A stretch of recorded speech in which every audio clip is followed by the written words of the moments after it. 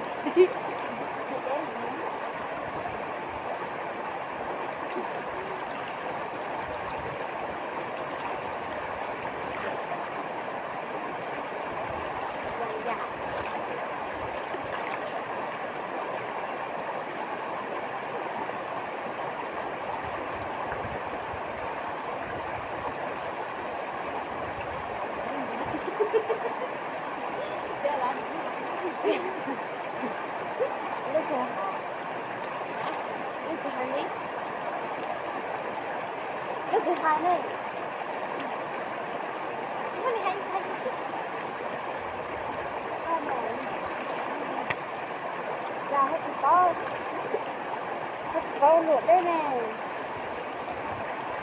Để cho nó ngon. Cái vỏ này có hai tía khỏi dậy.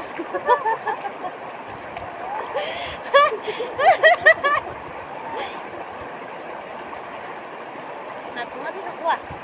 Nó hạt tí thích quá. Nó chê rồi nó con.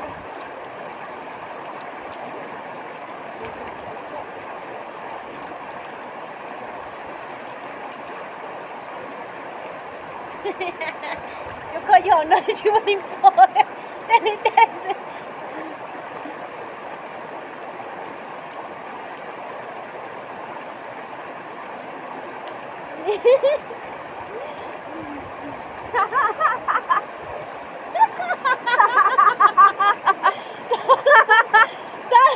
Tránh chưa? Cái gì à? Tránh chưa không? Tránh không?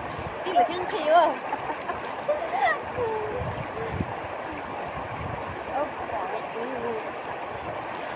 Bỏ ra cho mình.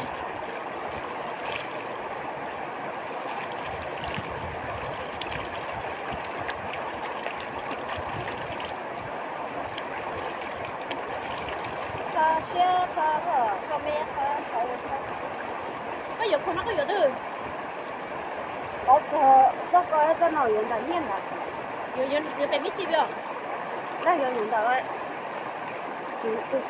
đại qua phụ tại có thấy có luôn mấy cái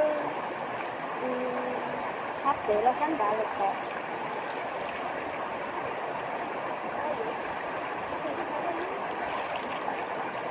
Chị chua ít thôi. Có cả chuối chảo cho nó cả ít quân vào.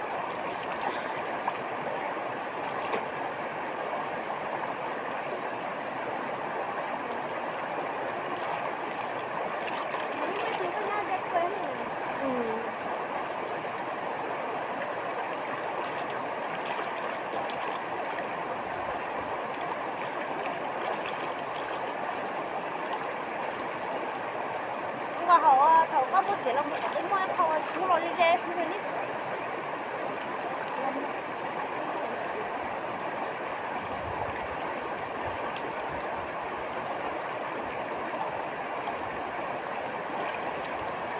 Cái việc mà mua ít là video ít cho là cho tôi mà đi mua rác học, cho một cái túi lon trên này.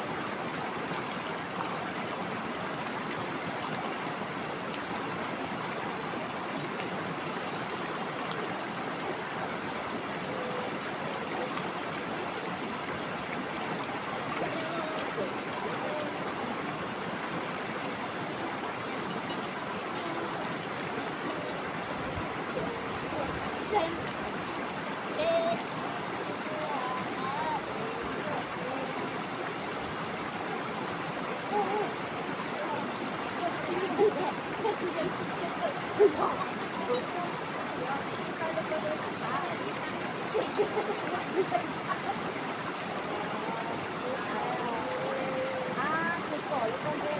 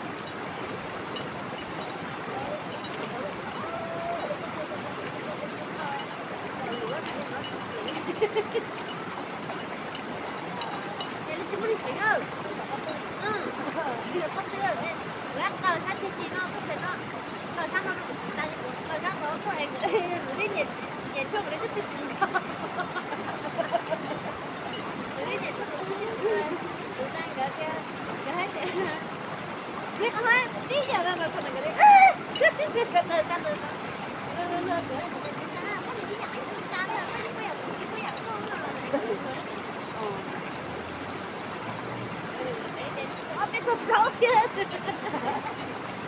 Có cái cục lâu kia này.